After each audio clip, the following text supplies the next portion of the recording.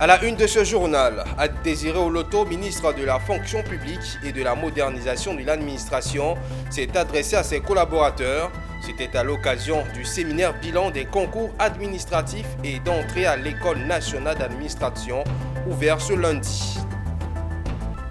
La Fondation pour les parcs et réserves de Côte d'Ivoire et l'Office ivoirien des parcs et réserves s'activent pour la protection et la conservation des aires protégées. À cet effet, ils étaient en séminaire de formation. Et l'Église méthodiste unie de Côte d'Ivoire a tenu sa 19e conférence annuelle dans la ville de Beaunois. Plus de détails dans cette édition.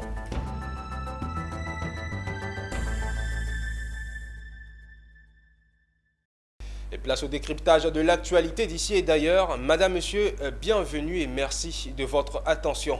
Ouvrons ce journal avec le séminaire bilan des concours administratifs et d'entrée à l'École nationale d'administration, ENA, des travaux ouverts par la ministre de la fonction publique Anne-Désiré Oloto, qui a invité ses collaborateurs à œuvrer pour une amélioration des statistiques de recrutement, tant au niveau de l'équité, de la qualité que du mérite. Le témoignage de Walter Kofi et Ezekiel Seri qui étaient sur les lieux. Faire chuter la fièvre autour des concours de la fonction publique, qui sont les mots de la ministre Anne-Désiré Oloto, qui a félicité ses collaborateurs. C'était lors des travaux d'ouverture du séminaire bilan des concours administratifs et d'entrée à l'ENA, session 2023. Elle a salué les innovations mises en place dans la digitalisation des procédures et la plateforme unique entre l'ENA et la fonction publique, qui a facilité aux candidats la mise à disposition des documents administratifs. Quant à la sincérité des résultats des concours, qui reste un défi majeur, elle a invité ses acteurs à continuer à faire preuve de rigueur, garantissant des résultats transparents et un dispositif donnant la chance aux plus méritants. Notre ambition est de rendre crédibles les résultats de ces concours. Notre ambition, c'est de faire en sorte que tous les Ivoiriens aient les mêmes chances d'entrer dans notre administration. Ce qui nous concerne, ce bilan-là va permettre de revisiter tout le processus. Ce bilan devra nous permettre également d'apporter des solutions aux obstacles, aux difficultés rencontrées. Ce bilan devra nous permettre également de nous projeter dans le temps pour voir comment se fera l'évolution dans l'organisation des concours. Comment faire en sorte de continuer de limiter, n'est-ce pas, l'action directe de l'homme dans l'organisation des concours pour rendre plus crédible, beaucoup plus crédibles, les résultats qui seront ensuite publiés à nos concitoyens. Ces travaux ont été l'occasion pour le directeur général de la fonction publique et de l'ENA de présenter le bilan de la session 2023 ainsi que des difficultés rencontrées dont les solutions serviront de recommandations. Ces activités se sont déroulées de la meilleure façon possible, avec beaucoup de rigueur, dans un souci de célérité et de transparence. Les résultats que nous avons présentés aujourd'hui ont permis de parcourir le chemin réalisé et de voir dans les perspectives les nouvelles décisions à prendre pour améliorer le processus et offrir beaucoup plus d'opportunités aux jeunes Ivoiriens. Rappelons que ce traditionnel atelier a pour but de faire une analyse froide et rigoureuse de l'ensemble des procédures déployées pour l'organisation des concours afin de dégager des points d'amélioration et de formuler des mesures à prendre pour la prochaine édition. Dans le chapitre environnement en Côte d'Ivoire, la Fondation pour les parcs et réserves de Côte d'Ivoire et l'Office ivoirien des parcs et réserves sont dans un processus de protection et de conservation des aires protégées. C'est dans ce contexte que la Fondation des parcs et réserves a sollicité l'appui technique de VVF de l'Afrique centrale. L'objectif est de promouvoir l'utilisation des standards de conservation avec le logiciel Miradi. Le reportage est signé Djekou de Silva et c'est ici commenté par Zénab Dosso. 1,2 milliard pour 2023, 1,4 milliard pour 2024, soit un total de 2,6 milliards de francs CFA que la Fondation pour les parcs et réserves de Côte d'Ivoire a mis à la disposition de l'Office ivoirien des parcs et réserves OIPR pour un processus de protection et de conservation. Les autorités en charge de la gestion et du financement des aires protégées en Côte d'Ivoire veulent ainsi renforcer les capacités des agents dans l'usage de ces standards de conservation en complément aux normes de l'Union internationale. Mais on n'arrête pas d'utiliser donc les outils en matière de gestion, parce que la gestion n'est pas nationale, c'est assez complexe. Donc là, nous avons un nouvel outil que nous voulons donc pas expérimenter, mais un outil qui a fait ses preuves. Et donc, il nous semble quand même indispensable que l'OIPR puisse s'approprier cet outil et voir dans quelle mesure il pourra donc tirer profit de cet outil. Comme vous le savez, nous gérons des espaces pour la population riveraine, mais pour toute la communauté internationale. Cela demande que ces espaces soient gérés selon des normes qui correspondent aux standards internationaux. Donc véritablement, cette formation permettra à l'OIPR de disposer d'un nouvel outil pour compléter les outils existants et pour améliorer le système de gestion du réseau des aires protégées.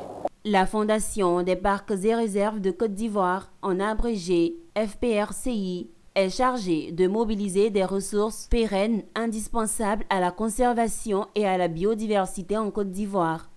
Quant à l'OIPR, Office ivoirien des parcs et réserves, est chargé de préserver et de valoriser les aires protégées de la Côte d'Ivoire de façon durable. Un atelier de réflexion et de partage d'informations sur la mortalité des poissons dans la lagune Ébrié a été organisé par le SIAPOL et les parties prenantes. Il s'agissait pour le ministère de l'Environnement, du Développement durable et de la Transition écologique et les parties prenantes en question de trouver les causes réelles de ce phénomène et de proposer des solutions. La cause de la mortalité massive des poissons reste inconnue et les spéculations vont bon train. À tous ces experts, une question se pose. La mortalité des poissons est-elle un phénomène naturel ou un indicateur de pollution?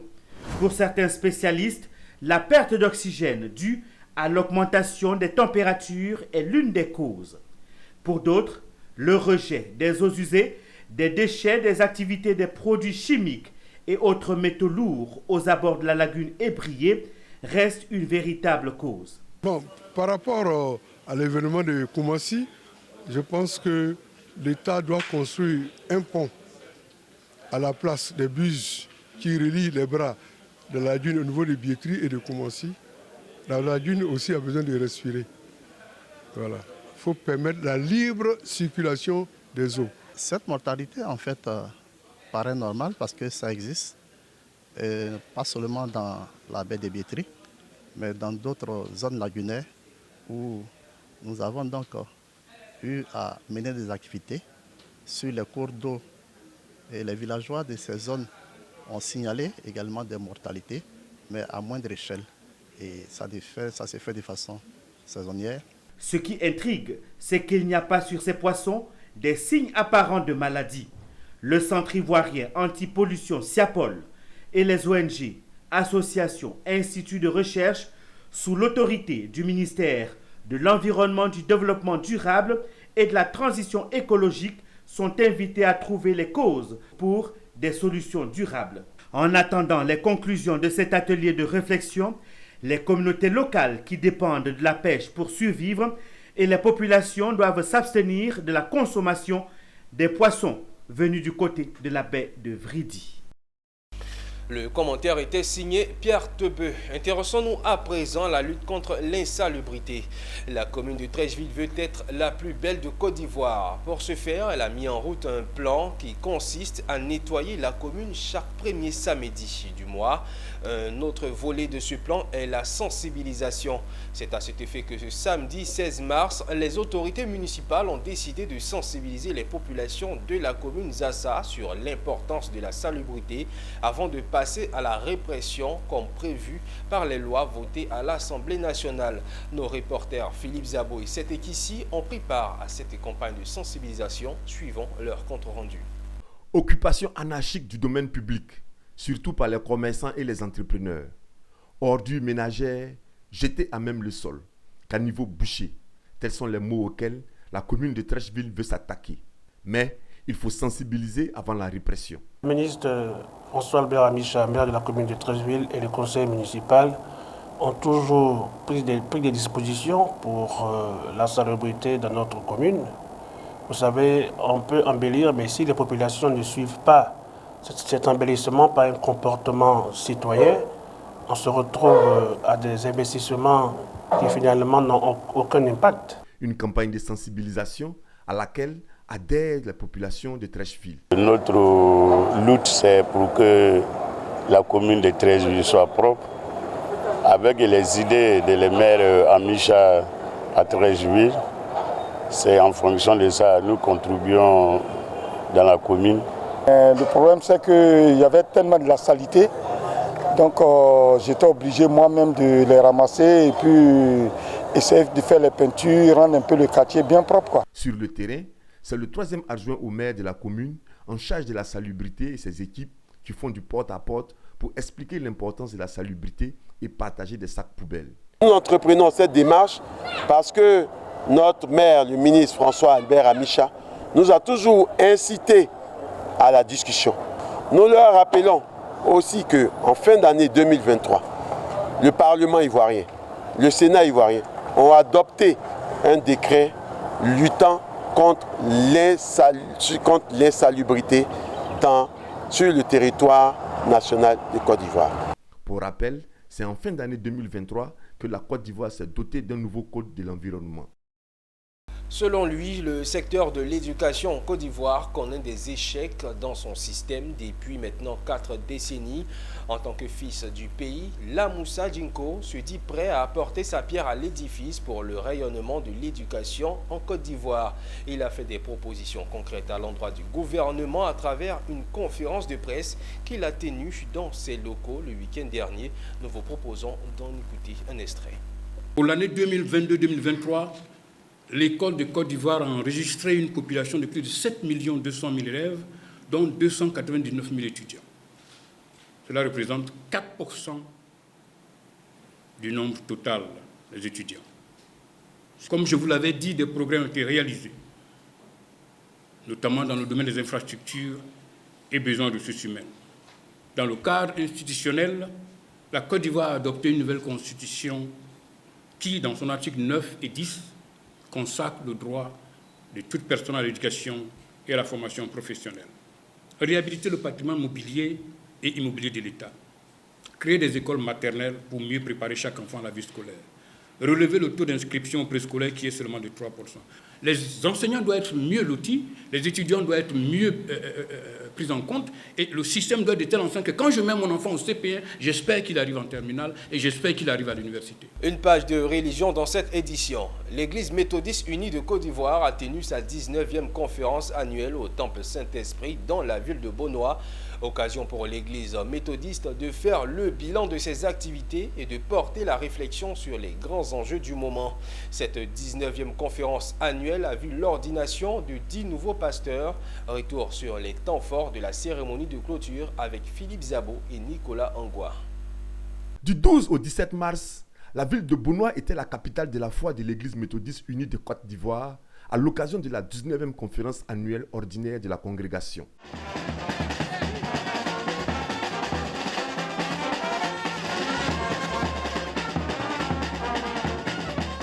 C'est ici, au Temple Saint-Esprit de Bonoa, que tout s'est déroulé. Cette conférence est d'autant plus importante qu'elle se présente comme le rendez-vous où toutes les grandes décisions se prennent. La rencontre a vu la présence des 265 pasteurs et 265 laïcs qui dirigent l'église à proximité. Avec eux, des sommités. À leur tête, le président de l'EMICI, Benjamin Boni. Plusieurs délégations sont venues du Mali, du Burkina Faso, de la Guinée, du Cameroun, du Sénégal et du Cap-Vert. La cérémonie a été rehaussée aussi par la présence du Premier ministre de la Côte d'Ivoire, Robert Begré-Mambé. Cette année, l'évangélisation en tout temps et en tout lieu était au centre des réflexions. C'est un message d'encouragement parce que Dieu fait grâce à ce pays et vous-même, vous voyez la succession des choses. Pour ceux qui savent bien lire, il y a une succession des choses. Et la Côte d'Ivoire est sur un chemin. Seul Dieu pourra nous conduire pour que ce pays soit un pays de vraie fraternité, un pays de l'espérance et surtout un pays de l'hospitalité. Notre pays. Pour la préoccupation qui se dégage du décret portant 2023 année de jeunesse et pour le début de la mise en œuvre de ce programme. En fait, les jeunes sont le présent et la projection de l'avenir de notre société. Autre temps fort de cette 19e conférence annuelle ordinaire de l'EMUCI, l'ordination de 10 nouveaux pasteurs, dont 2 femmes et 8 hommes. Nous venons de bénéficier la grâce du Seigneur en tant que pasteur consacré, servant le Seigneur dans la communauté méthodiste unique Côte d'Ivoire.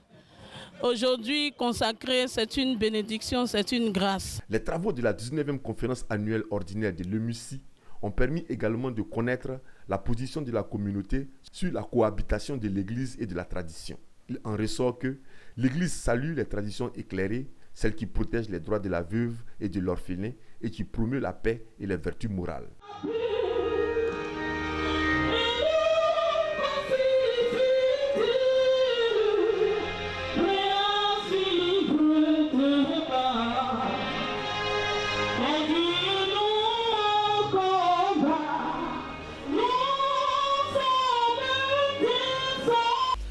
L'actualité du jour nous emmène sur des notes de musique. Le mercredi dernier, J.A. Prod a animé une conférence de presse pour présenter l'artiste chanteur Kofi Boyefe dans la commune de Yopougon. L'objectif principal de cette rencontre était d'informer les mélomanes et les fans de musique baoulée de la sortie prochaine de la 4e œuvre musicale de l'artiste intitulée Assou Nyamien. Le reportage est signé Michel Brou et Richard Akeki.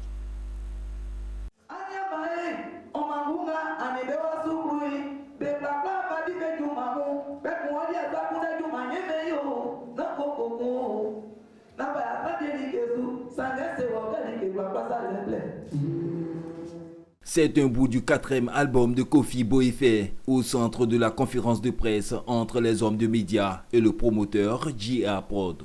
Assou Nyamien, ce chef-d'œuvre tradimoderne de 12 titres, est un hommage au Seigneur qui sera disponible le 16 mars 2024. L'artiste a expliqué le processus de création de cet opus, les thèmes et les influences musicales qui l'ont inspiré. Un talent du terroir baoulé pour lequel le promoteur a fait le pari de mettre en lumière. Nous sommes une structure qui a vu le jour en 2021 précisément, et sachez que nous sommes encore à l'étape du démarrage. Et Dieu nous a fait grâce dans notre recherche de talent, de rencontrer ce talentueux, ce merveilleux artiste. Et nous avons donc décidé de l'accompagner parce qu'évidemment, il avait aussi besoin de soutien. Et la structure s'est proposée d'accompagner les artistes du terroir, comme je l'ai dit, et les autres artistes des autres corps. Donc, raison pour laquelle nous avons identifié très vite et décidé de l'accompagner. Originaire de la ville de Boaké, Kofi Boyefe est un artiste tradimoderne qui a débuté sa carrière musicale en 2011 où il fait sortir son premier album, Blalemi, suivi de Andjoué en 2015 et Iblé en 2020.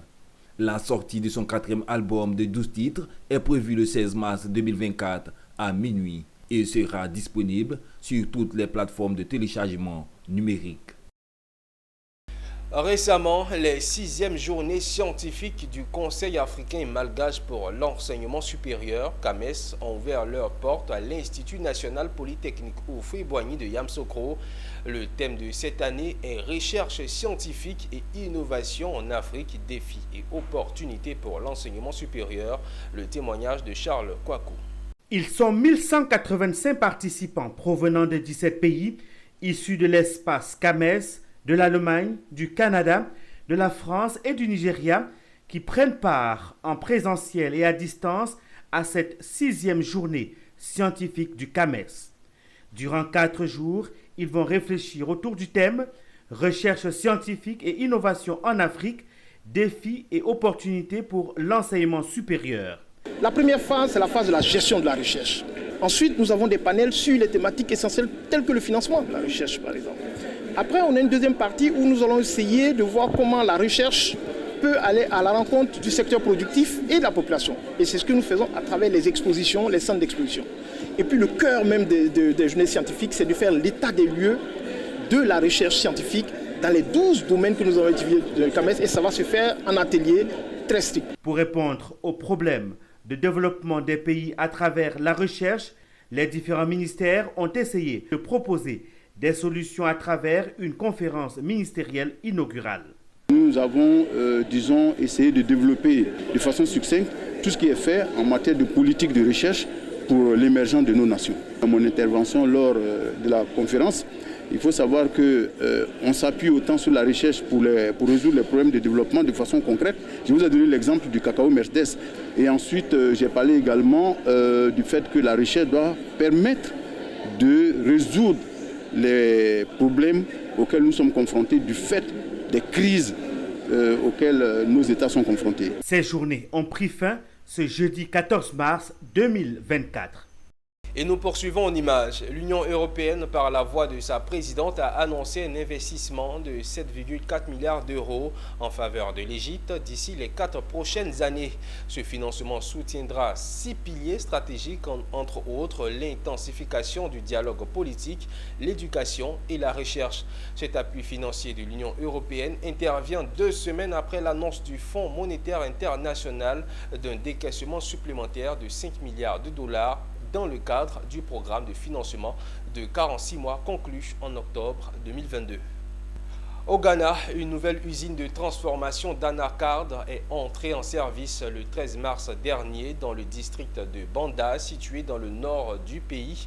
Occupant une superficie de 8 hectares, elle est dotée d'une capacité de traitement de 12 000 tonnes de noix de cajou par an. La production de l'usine sera principalement destinée à l'exportation. En 2022, la filière a généré près de 493 millions de dollars de recettes d'exportation, dont environ 98% proviennent des expéditions de la noix de cajou sous forme brute. Et voilà qui met un terme à cette édition. Merci de l'avoir suivi ainsi que de votre fidélité. Restez en notre compagnie. Les programmes se poursuivent.